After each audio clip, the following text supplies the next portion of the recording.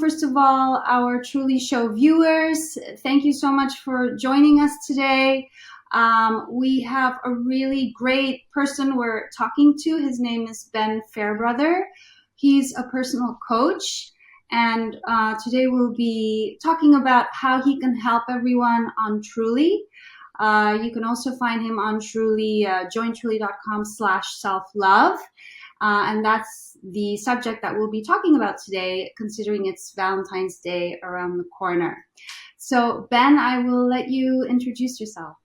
Awesome. So, obviously, my name is Ben. I'm a health coach, and for me, health is really a wholesome thing, and that's why I've built my program around the name Wholesome You Academy. So, my company, Project Self, we focus on teaching people how to have all the skills they need to really build a life of their dreams, which of course has a big emphasis on the relationship to themselves as well as the relationship to other people.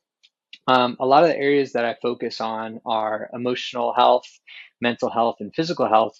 But specifically, I drill down into how we can better manage our emotions, how we can better communicate with other people, and how we can consciously accept ourselves fully so we can love ourselves fully and really take that energy into the interactions that we have.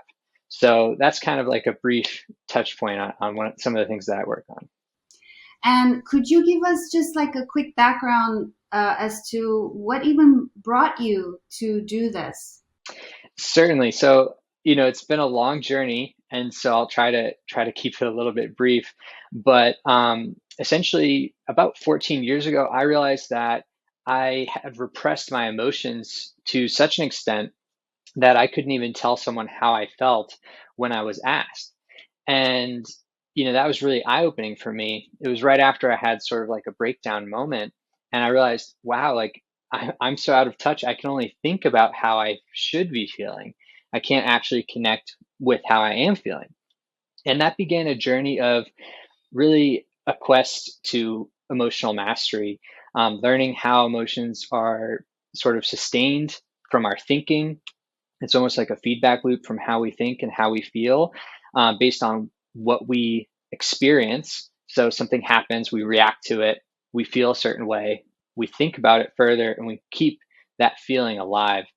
So that was really what started for me, is trying to understand how I could better manage my emotions, which expanded out to overcoming things like, fear of abandonment, overcoming like feelings of being unworthy of love.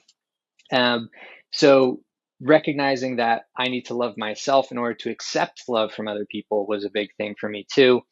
And, fitness and nutrition were always some things that I had been interested in since I was younger. But over the years of developing those two, everything sort of came together. So, I had my own work that I've been doing for a very long time on, you could say, like emotional and mental health. And then in terms of physical health, that sort of took a little bit of a bigger push in 2020 when I realized, okay, I could either stay home and do nothing or stay home and figure out a way to work out. So instead of using it as an excuse, I used it as a way to get stronger and more intelligent about how I spent my time working out. So that's kind of like, I tried to keep it a little bit quick, but that's kind of how I got to where I am today. And you would think that holistic health, as in the integration of mind, body, and spirit, is the key to well-being, right? So at least now that's an accepted concept. What has been your experience with your clients? Do they come to you completely having embraced this understanding, or do you have to make the connections for them to see that, listen, if you don't eat well, you're not going to feel good. And if you're not going to feel good, you're not going to make good decisions for yourself. What has that been like? Well, it's been rather interesting. I thought that most people would be coming to me more for the physical aspect, right? Not realizing that they need some more of the deeper self-love type things. But what's actually been happening is maybe we start a conversation about physical health, but quickly it becomes understanding that what's causing the misalignment in their physical health is something that comes down to their emotions or how they're thinking and perceiving themselves or their situation. And so it happens pretty organically that I can show them like the reason, like the root cause of why this is going on is something deeper inside of you rather than, not having the right habits. It's, why aren't you putting those habits in place? So I think it's pretty organic to take them down to that kind of root level of the more emotional and mental aspects. And what I found is that some people just have this sort of intuition that they are not meeting themselves on the right level when it comes to that. And so that's where their desire to get healthy is coming from, because they want to have more confidence, because they want to treat themselves better. So it works both ways, I find. Mm-hmm. And how do you structure how you help people usually? Like you So, have this, sorry, go ahead. yeah, you have this course. How did you approach creating the structures to how to help your clients? So my course, Wholesome You Academy, I broke it out into three different areas of focus. Mindset, which to me really embodies spiritual health, open-mindedness, and mental and emotional health. So that's a big area of focus for me. The other two are fitness and nutrition. And I have two main ways of teaching. One of them is through course component. So I have different videos available for them to watch with specific journal worksheets to execute and dig deeper on the lessons there. And then I also do, well, most of the magic happens in one-on-one coaching. So having weekly calls with my clients and going over some of the things that were covered in the course topics, as well as getting into the nitty gritty of what's happening in their day-to-day life and what is, the problems that they need to be addressing there. So it's sort of in one way structured, but in another way, it's really to what they need. So I like that because I can have it where there's some things that I need everyone to focus on, building self-love, emotional mastery. There's these core lessons that I think everyone who's going through my course needs, but then on a more ad hoc basis, I can custom tailor it to them in the one-on-one coaching aspect. And what has been the breakdown in terms of male female clients? It's been pretty even so far, honestly. It's 50-50 at the moment. So and I'm glad to hear that as well. Yeah. Yeah, I'm surprised. I'm surprised to hear that it's 50-50 because, and I'd love for you to talk about this. The cliche is women are just naturally, innately inclined and in touch and interested with all these the emotional realm, how we feel and responding to situations with our feelings. And the cliche is men are not, right? So to hear that your client breakdown is 50-50 male female, that's really encouraging. So is this a sign of the times where men are just sort of coming around to knowing that there's this emotional aspect to themselves that they need support with?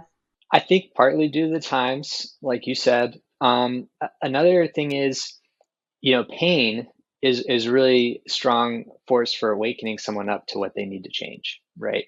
In fact, the more you resist a change, the more painful that becomes until you actually do make the change. And so I know a lot of the biggest lessons I've learned have been from, emotional pain due to, a relationship not working out or whatever it may be. And that's what pushed me always to have the most transformation. And so when I'm talking with people, principally guys, they are usually dealing with some sort of pain and they realize that what they've been doing is not working. They can't just rely on having two emotions of like angry and happy. They have to have some more depth to it and to be able to understand more about themselves so they can relate more with other people. And that's where a lot of it has come from, people that are experiencing that emotional pain want to develop skills to better manage that and get to a place where they're not being brought down by it. Instead, they can recognize it as an opportunity to grow from it. So that's probably where a lot of the guys are coming in from.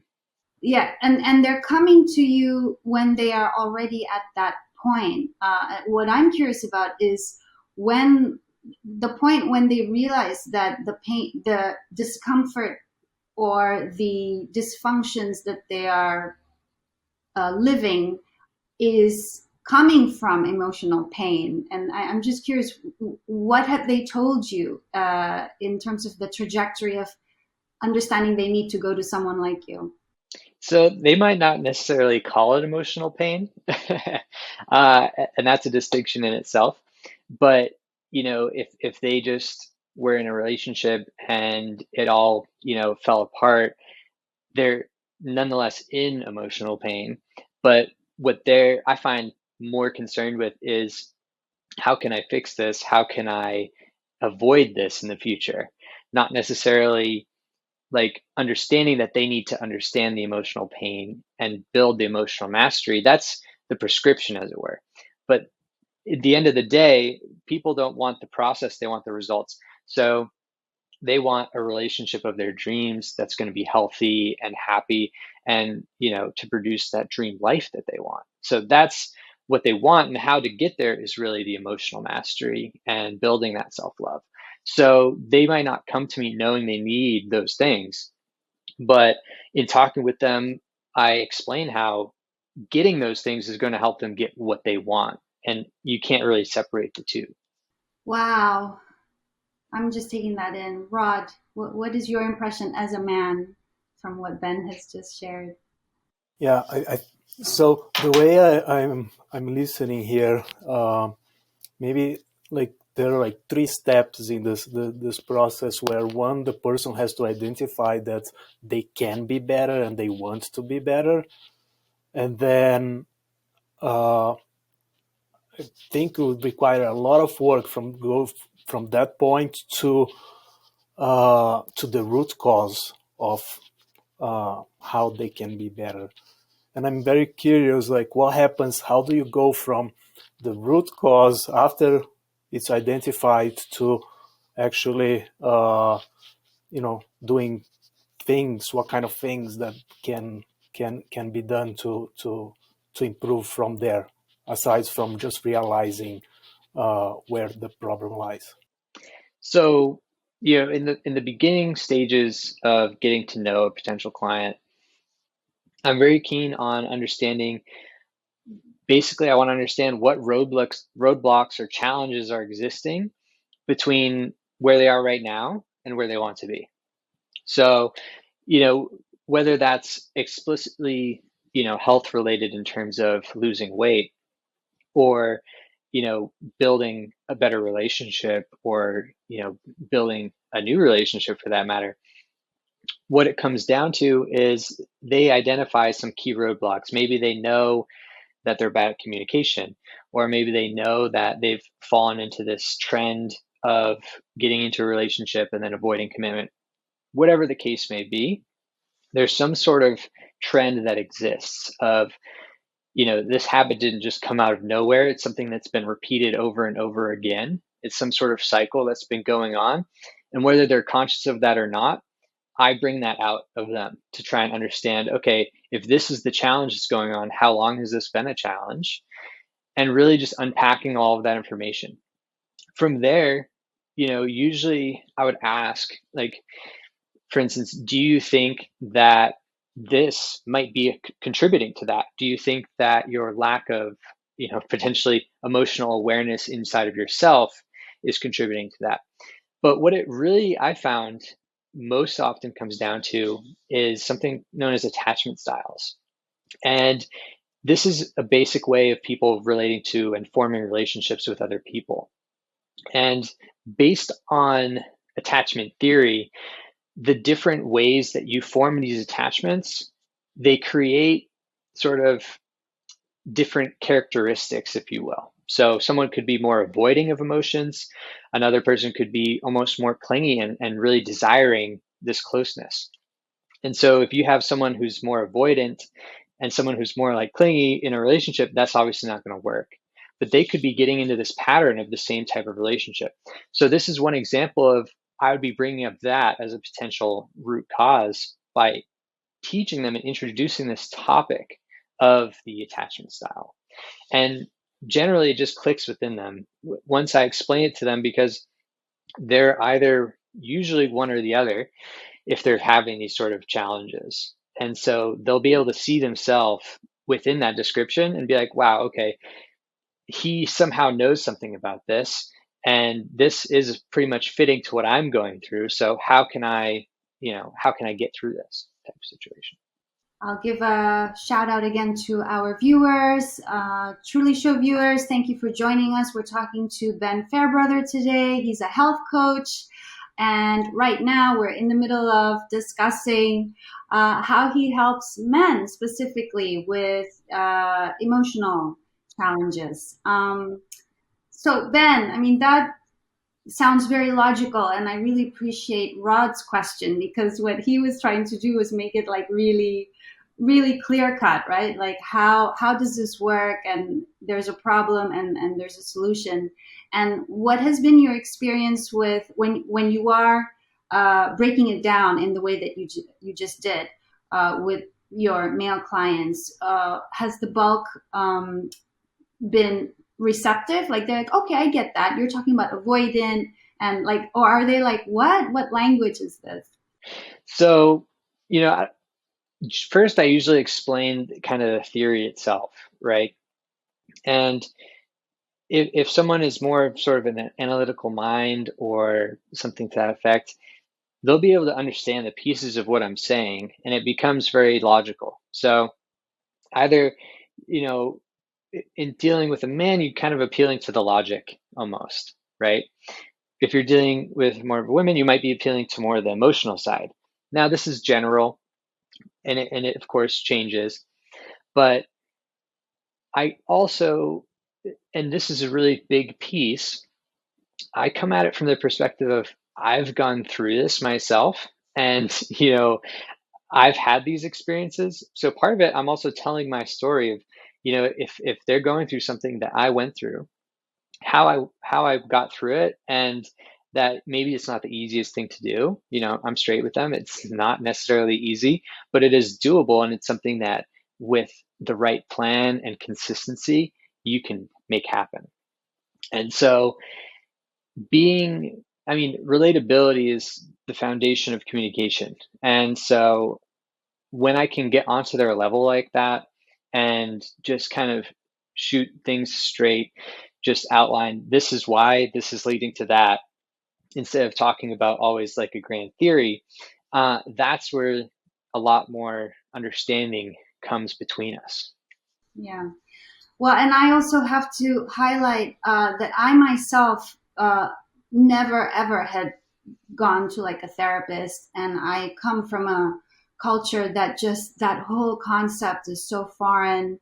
But we do very much share everything with each other. So if, let's say, in the US, I spend the bulk of my time in the US in New York City, every time I do what back in my country is normal to do, which is basically tell everybody like what you're feeling. And here, everybody's like, maybe you want to talk to a therapist, because there's just that boundary, So I think the good thing about being Indonesian is that people are just so transparent about what they feel, and they don't feel they don't feel pride over any emotional challenges. Like it's just a natural thing, and I think that ability to accept everybody's emotional challenges and being able to openly talk about it is a good thing. So the whole therapy thing was foreign to me. But what I want to highlight for our viewers is that when we started collaborating with you, and when I sent you the ask on Truly, I was just doing it so that we have this video answer to show our Truly users, right? But I asked you a question about what is the difference between just wanting to improve yourself, probably you have some challenges and you want to improve yourself. What is the difference between that and not accepting yourself? And your answer was so thought provoking and perspective shifting that I fell asleep that night thinking, he gave me a short video answer that I'm just so like it really made me think. So that actually has made me reconsider my position of, oh, I don't need a personal coach or I don't need a therapist, because it just, so I wanted to share that with our viewers. And I think that's also a good segue into talking about self-love. So what is this concept self-love? Is it just like did this just come up like 2-3 years ago? And what has made it come about, Ben? Well, the concept of self-love, I don't know if I can put a date on it. But if you, one of my favorite quotes is from this book called the Tao Te Ching, which is, it's an ancient book from Taoism. And essentially it goes, see the world as yourself, have faith in the way things are, love the world as yourself, and then you can care for all things. Now, that's much more macro level and really hits deep for me. But they're already talking about self-love, and not only loving yourself, but loving the world as yourself and seeing no difference between the two. Now, when it comes to modern days and the reference of self-love, definitely it's taking more steam recently. A lot more people are Googling it and talking about it. And I think people are noticing that, especially with social media, there's so much comparison going on. And our culture really breeds this self-judgment of, having a highly photoshopped reality presented to us all the time through different advertising and magazines, and seeing that same photoshopped reality on influencers' pages and things like that, and then looking at yourself and just being super critical. And that isn't healthy, having this sort of unrealistic expectations and judgments and criticisms on yourself can have a real physical toll. And so I think people are opening up and realizing that they can't just sit idly and let this take over. They have to be proactive and start not just passively accepting themselves or passively, caring for themselves, but intentionally accepting themselves as they are fully, flaws and all, and unconditionally loving themselves for being exactly who they are. And that's, in the end of the day, that's what I really focus on teaching, because that type of deep, unconditional self-love can be highly transformative. You show up differently in your day-to-day life, in your interactions with other people, and most notably in how you talk to yourself. Okay, so so what I wanted to say about that is, again, like the challenge of knowing, I mean, we're in a culture in the US of achievement, right? So that's probably one of your toughest jobs, is to be able to create this clear understanding of pushing yourself is not necessarily not accepting yourself or not unconditionally loving yourself. So these concepts have like sort of overlaps that I'm sure is a little, it's not so evident for your clients to understand. I mean, even that's why I had that question. It's like, how do you know when you're, when you should be pushing yourself, and when it's just something that is coming out of your self-rejection, that this is how you are. And how do you, yeah, so I would love to just hear about that challenge, like how you help people with that. So, it's a continuous question to understand whether, you're making an excuse for something, or whether you're giving yourself grace, right? There's a big shift there. But I go deeper than that when I work with people. I like to touch on the fact that our identity, as we perceive it, is something that we've built up over the course of our life. And so it's something we've created, and it's something we continuously create with our habits and everything that we do, every action that we take. is continuously shaping us into who we're becoming. And so I like to keep things in motion with that and say, you're not stuck being your identity. You can shift it at any time. And so as you learn and grow, you and your identity should learn and grow with it. So as your environment changes, you adapt and you grow with it. So it requires a bit of honesty to understand, is this just who I am, or is this just where I'm comfortable?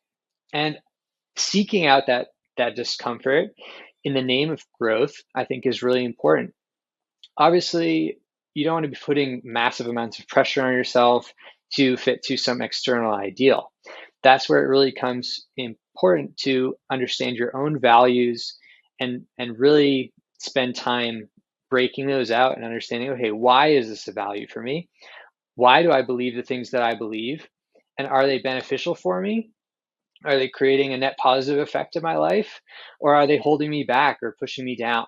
And so doing that kind of work takes it from this sort of macro level of, well, maybe I shouldn't be putting so much pressure on myself, or, maybe I should just be as I am and accept myself as I am. But at the end of the day, there's a key role between acceptance and change that a lot of people don't realize. You can't change who you are until you accept who you are. And so acceptance isn't complacency. It's not resigning yourself to being that thing for the rest of your life. It's taking everything that you are right now, looking at it and saying, yes, this is accurate. This is who I am. And I accept that. And now from this point of acceptance, I can work to change it by doing these certain things. Wonderful. It must be so fulfilling for you to see the trajectory, like the progress your clients make, no? Oh, yeah. That's why I got into this. Before I started coaching professionally, I would help a lot of my friends, and I had been writing for, 7 or 8 years about these type of topics. And, the comments that people would send me from reading what I wrote about having some sort of life-changing revelation from it, or, talking with a friend for 20 minutes, and then, the next day they send me a text message. Hey, I was just thinking about our conversation and journaling, and I'm crying. I'm in this, full self-acceptance and self-forgiveness. And so just knowing that my words can have such a potent impact on someone else and their life for the better, there's nothing better than that for me. And that's really why I'm in this. Well, we're super happy to have you on Truly, Ben. And we're really confident that the people who reach out to you on Truly will have the bit of wisdom that you clearly have to help them. It's also a good way for them to gauge whether to take your courses with these Q&As that they could have with you on the app.